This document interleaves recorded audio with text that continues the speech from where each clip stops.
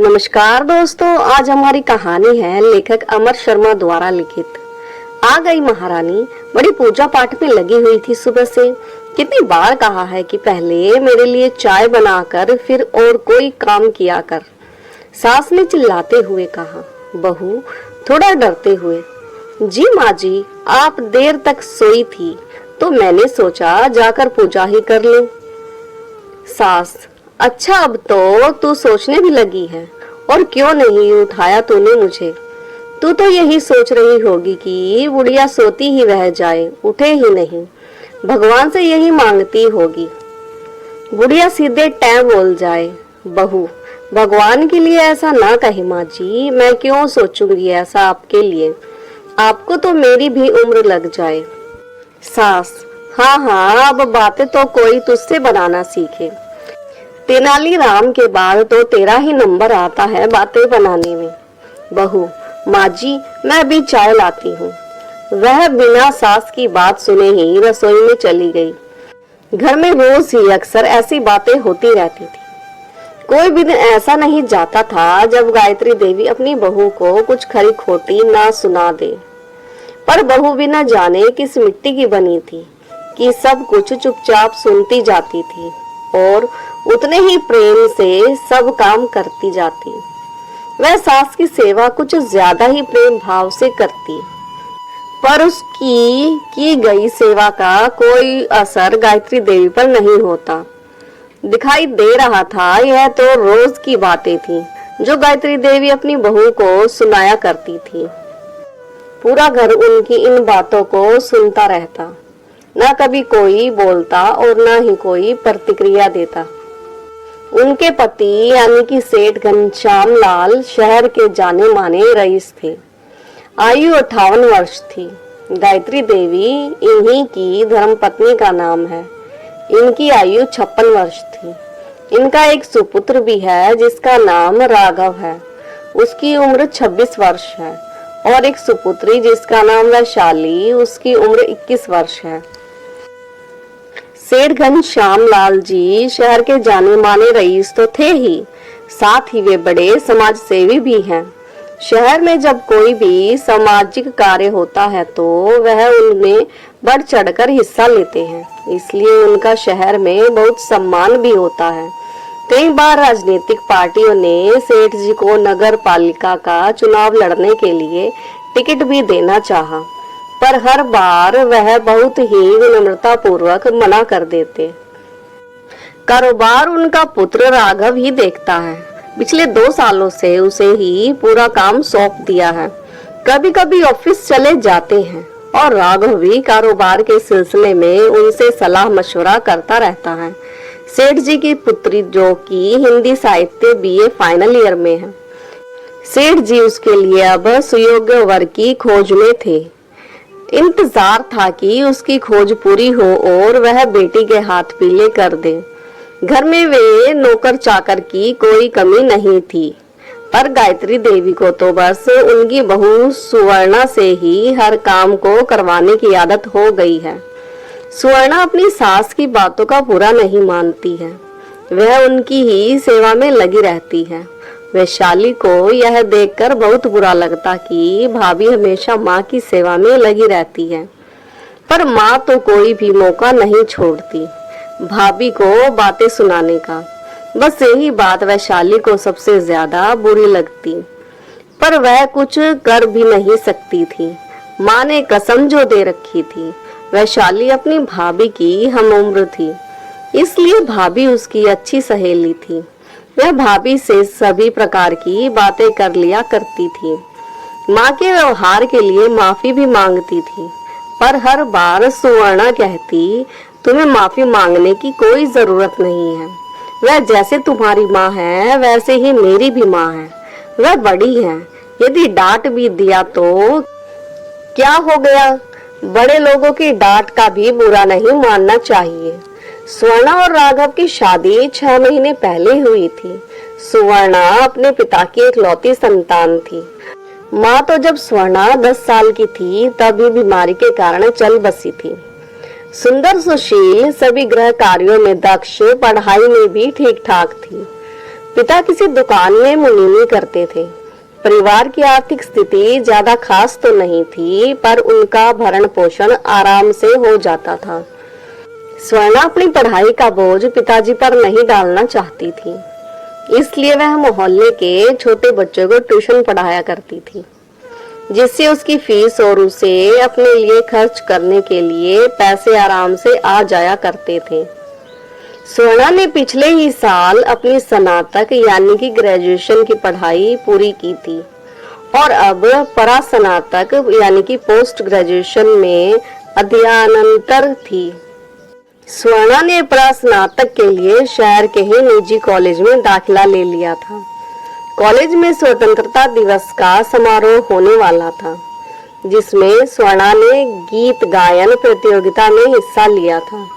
इस कार्यक्रम में मुख्य अतिथि के तौर पर सेठ घनश्याम लाल जी को आमंत्रित किया गया था। उनके साथ उनकी पत्नी गायत्री देवी एवं उनकी बेटी वैशाली भी कार्यक्रम में गई थी। उन तीनों ने वहीं पर स्वर्णा को देखा था। जब वह स्टेज पर अपना गीत प्रस्तुत कर रही थी, स्वर्णा ने जैसे ही लता मंगेशकर जी द्वारा गाया हुआ सत्यम शिवम सुंदरम गीत प्रस्तुत किया, सभी श्रोतागण संत गए। सेठ जी तो उनकी मधुर आवाज में खो गए। गायन प्रतियोगिता में स्वर्णा ने प्रथम स्थान प्राप्त किया था। जब से सेठ जी घर आए तब से ही बस स्वर्णा की तारीफ किए जा रहे थे। स्वर्णा ने कितना सुंदर गाया। जैसी वह दिखने में सुंदर है, वैसी ही मधुर उसकी आवाज है। गले में तो साक्षात माँ सरस्वती का वास है। गायत्री देवी जी ने मजाक में कह दिया कि इतनी ही पसंद है ना, बहू बना लो उसे। वैसे भी राघव के लिए लड़की तो ढूंढ ही रहे हैं आप। गायत्री देवी के मुंह से जैसे ही यह बात सेठ जी ने सुनी तो अपनी जगह से उछल पड़े और बोले, कभी कभी तुम भी समझदारी वाली बात कर देती हो। तो गायत्री देवी कुछ नाराज हो गई। फिर सेठ जी हंसते हुए कहने लगे, अरे हम तो मजाक कर रहे थे, आप तो नाराज हो गई। सेठ जी ने स्वर्णा के कॉलेज के प्रिंसिपल सर को फोन लगाया। उनसे स्वर्णा का पूरा नाम और पता लिया। अपने मुनीम जी को बुलवाया और स्वर्णा के घर परिवार के बारे में पता करने के लिए कहा। मुनीम जी बोले, सेठ जी पता क्या करना है, मैं बता देता हूँ। वह तो मेरे बहुत अच्छे मित्र हैं। पत्नी का देहांत हुआ लगभग 12 वर्ष हो गए हैं। तब से घर में दोनों बाप बेटी ही हैं केवल।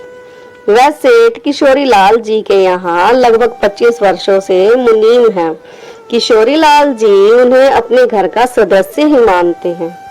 मुनीम जी ने आगे बताया कि स्वर्णा तो साक्षात देवी का रूप है। वह जिस घर में जाएगी उस घर को स्वर्ग बना देगी। सेठ जी ने गायत्री देवी से अपने मन की बात कही कि वह स्वर्णा को अपने घर की बहू बनाना चाहते हैं। वहीं खड़ी वैशाली ने जैसे ही सेठ जी की बात सुनी तो अपने पिताजी के गले लगते हुए कहा, पिताजी, मैंने तो जब से उन्हें देखा था तब से वह भगवान से यही प्रार्थना कर रही थी कि यही मेरी भाभी बने। गायत्री देवी ने कहा, वह सब ठीक है, लड़की मुझे भी पसंद है, पर हमारी और उनकी आर्थिक एवं सामाजिक परिस्थितियों में बहुत अंतर है। बिन माँ की लड़की है तो क्या वह निभा पाएगी? सेठ जी ने कहा कि क्यों नहीं निभा पाएगी, धीरे धीरे सब ठीक हो जाएगा। गायत्री देवी जी ने शर्त रखी कि राघव की शादी के बाद मैं कुछ भी करूं, कोई भी मुझसे किसी भी प्रकार का कोई प्रश्न नहीं करेगा और ना ही कोई मेरे किसी भी कार्य में आपत्ति प्रकट करेगा। आप तीनों को मेरी कसम खानी होगी। यदि किसी ने भी मेरी कसम तोड़ी तो उसी वक्त स्वर्णा को इस घर से जाना होगा। सेठ जी और वैशाली तो केवल स्वर्णा को इस घर में बहू के रूप में देखना चाहते थे। दोनों ने बिना सोचे समझे ही हाँ बोल दी, बिना भविष्य की चिंता किए। क्यों? गायत्री देवी ने यह कसम और शर्त की बात रखी थी, पर सेठ जी को इससे कोई भी फर्क नहीं पड़ता था। उन्हें तो केवल इसी बात की खुशी थी कि वह स्वर्णा जैसी सुशील लड़की उनके घर की बहू बनने जा रही है। राघव ने जब इस बात को सुना तो इसके बारे में पूछा। तो उसने यह कह दिया कि पिताजी को लड़की पसंद है और उन्हें माँ की शर्त एवं कसम से कोई परेशानी नहीं है, तो मुझे कोई समस्या नहीं, मैं विवाह के लिए तैयार हूँ। सेठ जी ने किशोरी लाल जी को फोन किया और उन्हें अपने मुनीम जी को कल की छुट्टी देने के लिए निवेदन किया। सेठ जी, हम कहाँ और आप कहाँ, आपकी हमारी स्थितियों में जमीन आसमान का अंतर है। यदि मैं अपनी पूरी संपत्ति और स्वयं को भी बेच दूं तो भी आपके 10% भी ना पहुंचूंगा, तो यह संबंध कैसे संभव होगा। सेठ जी समझ गए कि गुप्ता जी दहेज की बात कर रहे हैं।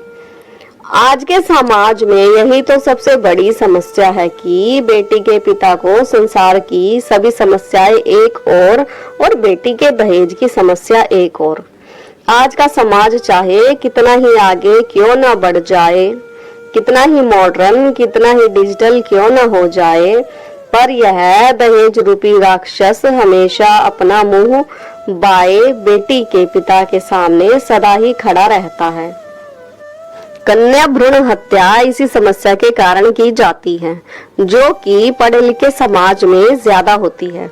जो लोग कन्या भ्रूण हत्या करते हैं वही लोग फिर नवरात्रि में कन्या पूजन के लिए कन्याओं को खोजते फिरते हैं। सेठ जी ने कहा, गुप्ता जी, कोई पिता जब अपनी बेटी का कन्यादान करता है तो उससे और कुछ मांगना व्यर्थ होता है, क्योंकि वह अपने जीवन भर की पूंजी, अपना गर्व, अपना अभिमान, अपनी लाडली, अपने कलेजे के टुकड़े को लड़के वालों को सौंप देता है। इस दान के आगे भौतिक सुख सुविधाओं वाली सभी वस्तुएं तो बहुत ही तुच्छ हैं। हमें केवल आपकी बेटी चाहिए और कुछ भी नहीं चाहिए। यह सब सुनते ही गुप्ता जी की आंखों में आंसू आ गए। वह कहने लगे कि जब से स्वर्णा विवाह के योग्य हुई है तब से ही मुझे उसके विवाह की चिंता हर दिन सताती थी, और मैं यहाँ सोचता कि हे भगवान, इस बिन माँ की बच्ची के लिए कौन सा घर सही रहेगा, क्योंकि मेरी हैसियत तो ज्यादा नहीं है, तो क्या कोई अच्छा सा घर मेरी बेटी को मिलेगा। इसकी माँ के जाने के बाद मैंने ही इसे माँ और बाप दोनों का प्यार देने की कोशिश की है, पर माँ तो माँ ही होती है ना, माँ की जगह तो कोई भी नहीं ले सकता। सेठ जी, आप जानते हैं कि आज समाज में दहेज के नाम पर कैसी कैसी बातें सुनने को मिल रही हैं।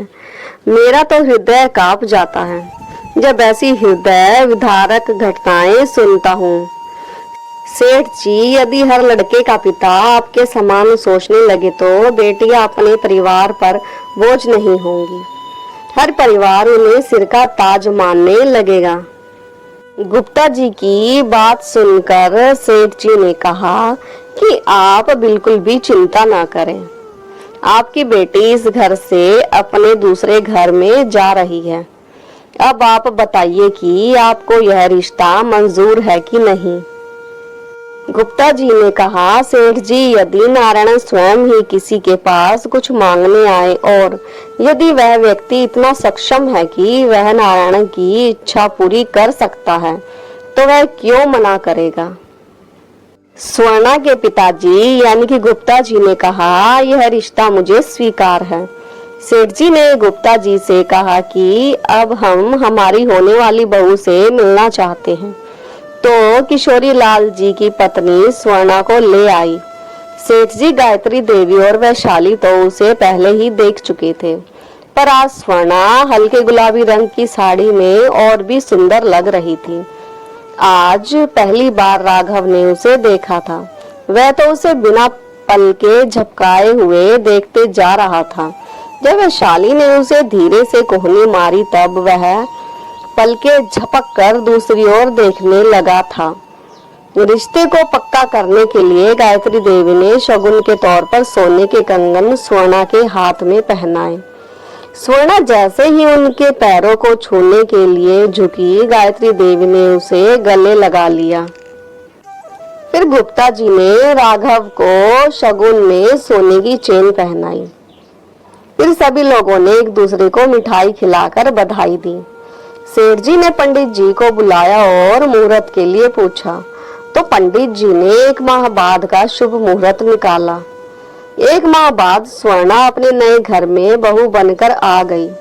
उसे यहाँ पिता समान ससुर, माँ समान सास और बहन समान ननंद और एक बहुत ही समझदार दोस्त राघव मिल गया। राघव ने विवाह के बाद उससे कहा कि वह पति का रिश्ता बाद में निभाएंगे, पहले वह स्वर्णा से दोस्ती करना चाहते हैं।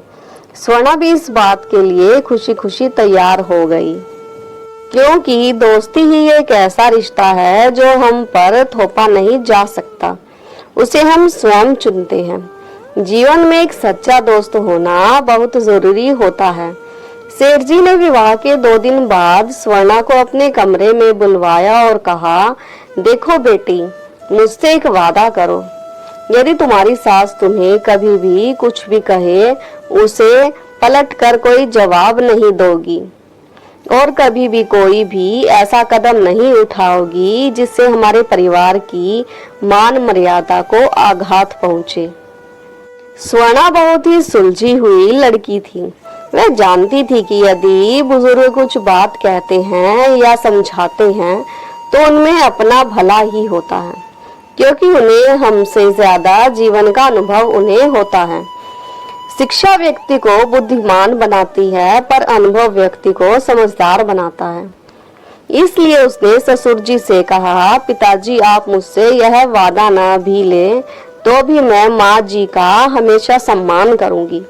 आपकी संतुष्टि के लिए मैं आपको वचन देती हूँ कि कुछ भी हो जाए, मैं माँ जी से कभी भी ऊंची आवाज में बात नहीं करूंगी। सदा ही इस घर की मान मर्यादा को बनाए रखूंगी। आपके मान सम्मान में कभी भी मेरे कारण आंच नहीं आएगी। क्षण भर के बाद कुछ रुककर स्वर्णा ने कहा, पिताजी बचपन में ही मेरी माँ मुझे छोड़कर चली गई थी। अब इतने सालों बाद मुझे भगवान ने माँ से मिलवाया है, तो उन्हें कभी दुख पहुँचाने का तो मैं सपने में भी नहीं सोच सकती। इतना सुनते ही सेठ जी ने स्वर्णा के सिर पर बड़े ही प्यार से हाथ रखा और कहा, बेटी शायद मैंने पिछले जन्म में कोई पुण्य कर्म किए होंगे, तो मुझे तुम्हारे जैसी बहू मिली। हमेशा खुश रहो बेटी। स्वर्णा ने कहा, पिताजी मुझे पिछले जन्म का तो पता नहीं, पर शायद बचपन से ही मैंने भगवान की पूजा की है और उनसे कभी कुछ नहीं मांगा, तो भगवान ने मुझे मेरी पूजा का फल दिया है। इस परिवार के रूप में आप लोगों ने मुझे अपनी बहू के रूप में स्वीकार किया। यह मेरे लिए बड़े सौभाग्य की बात है कि मुझे आप जैसे धर्मात्मा की सेवा करने का अवसर प्राप्त हुआ। सेठ जी स्वर्णा की बातें सुनकर मुस्कुरा दिए और कहा कि अब जाओ अपना काम करो और मेरे लिए चाय भेज देना। जी अभी पिताजी, अभी भेजती हूँ। यह कहते हुए स्वर्णा कमरे से बाहर निकल गई। विवाह के 1 सप्ताह में सभी मेहमान अपने अपने घर चले गए। अब केवल घर में नौकर और घर के सभी सदस्य ही बचे थे। गायत्री देवी अब हर बात के लिए स्वर्णा को पुकारती थी और यदि उसे आने में थोड़ा भी समय या विलंब हो जाता तो उसे बहुत सुनाती थी। यह सब देखकर परिवार वाले कुछ बोल नहीं पाते थे, क्योंकि उन्हें गायत्री देवी की शर्त और कसम की याद आ जाती थी। एक दिन सेठ जी की बहन, जो कि उसी शहर में रहती थी, उसके घर पर सत्यनारायण जी की कथा होनी थी। सेठ जी के घर से सभी को बुलवाया गया था। बहन ने वैशाली, राघव और स्वर्णा को 1 दिन पहले ही आने को बोला था, तो वे लोग चले गए थे। जब दूसरे दिन सेठ जी जाने को तैयार हुए तो गायत्री देवी ने कहा, आप चलो, मुझे मंदिर जाना है, उसके बाद मैं सीधा आ जाऊंगी। सेठ जी ने शर्त के कारण गायत्री देवी से कोई प्रश्न नहीं किया और वह चले गए। सेठ जी अब कभी कभी बहुत पछताते कि उन्होंने बिना विचार किए ही कसम ले ली, पर जब भी वह स्वर्णा को देखते तो उन्हें अपनी गलती पर कोई पछतावा नहीं होता। 4 घंटे बाद गायत्री देवी भी ननंद के घर पहुंच गई। कथा समापन के बाद प्रसाद ग्रहण करके सभी अपने अपने घर की ओर चले गए। सेठ जी भी अपने परिवार के साथ अपने घर आ गए। घर आकर देखा दरवाजा बंद था, तो सेठ जी ने नौकरों को बहुत आवाज दी। कोई उत्तर ना पाकर गायत्री देवी ने कहा, सभी कहीं चले गए होंगे, मेरे पास एक और चाबी है घर की। गायत्री देवी ने चाबी स्वर्णा को देते हुए कहा, दरवाजा खोलो। जैसे ही स्वर्णा ने दरवाजा खोला, पूरे घर में घुप अंधेरा था। गायत्री देवी ने उसे तेज आवाज में कहा, क्या रात यही दरवाजे पर गुजारने का इरादा है? अंदर चलो। जैसे ही स्वर्णा ने अपना एक कदम आगे बढ़ाया, पूरे घर की लाइट अचानक जल गई और चारों ओर रोशनी हो गई। स्वर्णा के सिर पर गुलाब की पंखड़ियां गिरने लगी और धीमी धीमी आवाज में म्यूजिक का साज बजने लगा था। Happy birthday to you, happy birthday to you dear Swarna, happy birthday to you. सामने हॉल को बहुत ही खूबसूरत तरीके से गुब्बारों से सजाया गया था। दीवार पर बड़े ही सुंदर अक्षरों में लिखा गया था, happy birthday to you Swarna. Hall में बिल्कुल सेंटर में टेबल पर कुछ रखा हुआ था। स्वर्णा के साथ सभी बड़े आश्चर्य से यह नजारा देख रहे थे। तब गायत्री देवी ने सभी से कहा, क्या देख रहे हो सभी? आज मेरी प्यारी बहू का जन्मदिन है। इतना खास दिन है, इसे ऐसे ही जाने देती क्या? सेठ जी ने कहा, मुझे तो तुमने बताया ही नहीं। वैशाली ने भी झूठा गुस्सा दिखाते हुए राघव से कहा, भैया आपने भी नहीं बताया। राघव ने भी कहा, मुझे भी नहीं पता था कि आज स्वर्णा का जन्मदिन है। इसने भी नहीं बताया। स्वर्णा की ओर देखकर कहा। स्वर्णा ने कहा कि मुझे भी अभी याद आया, कल से तो बुआ जी के घर पर ही थी, तो काम में ही लगी रही और कभी मैंने अपना जन्मदिन मनाया ही नहीं, तो याद भी नहीं था। पर माँ जी आपको कैसे पता लगा? स्वर्णा ने सवाल किया। गायत्री देवी ने कहा कि तुम्हें याद नहीं, अभी पिछले महीने ही तेरा पैन कार्ड पोस्ट से आया था, तो उसी में मैंने तेरी जन्म तिथि देखी थी, तभी से यह सरप्राइज देने का मन बनाया था। अब चलो जल्दी से केक काटो। घर के सभी नौकर भी आ गए थे, तो सेठ जी ने उन्हें डांटते हुए कहा, कहाँ मर गए थे सब के सब। गायत्री देवी ने कहा, अरे उन्हें कुछ मत कहिए, मैंने ही बोला था घर के बाहर रहने को। फिर स्वर्णा ने केक काटा। सबसे पहले उसने पिताजी को खिलाया, फिर माँ जी को, वैशाली को और फिर राघव को। सभी ने कहा, हमारे पास तो गिफ्ट ही नहीं देने के लिए। गायत्री देवी ने उनको कहा कि तुम लोग बाद में दे देना, मेरे पास है बहू को देने के लिए गिफ्ट। सभी आश्चर्य से गायत्री देवी को देख रहे थे। आज उनका व्यवहार स्वर्णा के प्रति बदला हुआ लग रहा था।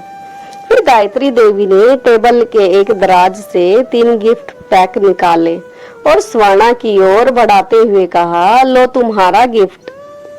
तो स्वर्णा ने कहा, माँ जी इन सब की क्या जरूरत है? आपकी खुशी और आशीर्वाद ही मेरा गिफ्ट है। तो गायत्री देवी ने कहा, वो सब तो ठीक है, पहले इन्हें खोलो तो सही। स्वर्णा ने सबसे पहले बड़ा पैकेट खोला, तो उसमें हल्के हरे रंग की बहुत ही सुंदर बनारसी साड़ी थी। फिर उसने दूसरा गिफ्ट खोला, तो उसमें हीरे का एक बहुत ही सुंदर शानदार हार था। फिर उसने सबसे छोटे वाला पैकेट खोला, तो उसमें बहुत ही सुंदर चंदन की लकड़ी से बना छोटा सा बक्सा था। स्वर्णा ने माँ जी की ओर देखा तो उन्होंने डिब्बे को खोलने का इशारा किया। जैसे ही स्वर्णा ने डिब्बा खोला, उसमें घर की चाबियां थी। चाबियों को देखकर स्वर्णा कुछ समझ पाती इससे पहले ही गायत्री देवी ने कहा, आज से यह तुम्हारी हुई और मुझे मेरी जिम्मेदारियों से आजाद करो। अब से तुम घर संभालो। स्वर्णा फिर कुछ कहना चाहती थी, पर उससे पहले ही गायत्री देवी ने कहा कि मैं सब बताती हूँ। उन्होंने उनकी शर्त और कसम के बारे में बताया। कहा कि मैं मेरी बहू को पूरा परफेक्ट बनाना चाहती थी, मेरी तरह, जो कि मुझे नहीं लगता कि प्यार से इतनी जल्दी संभव हो पाता, क्योंकि यदि तुम्हें मैं प्यार करती तो मुझ में अपनी माँ देखती, और यदि यह होता तो जो मैं चाहती थी वह हो पाना असंभव था। इसलिए मुझे कुछ समय के लिए थोड़ा कठोर बनना पड़ा, गायत्री जी कहते हुए। पर मैं नहीं चाहती थी कि मैं तुम्हें डांटूं।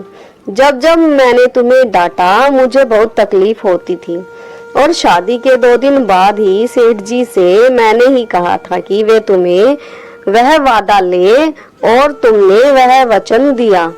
तभी मुझे यकीन हो गया था कि तुम बहुत ही जल्दी पूरा काम संभाल लोगी, पर इतनी जल्दी यह तो मुझे भी नहीं पता था।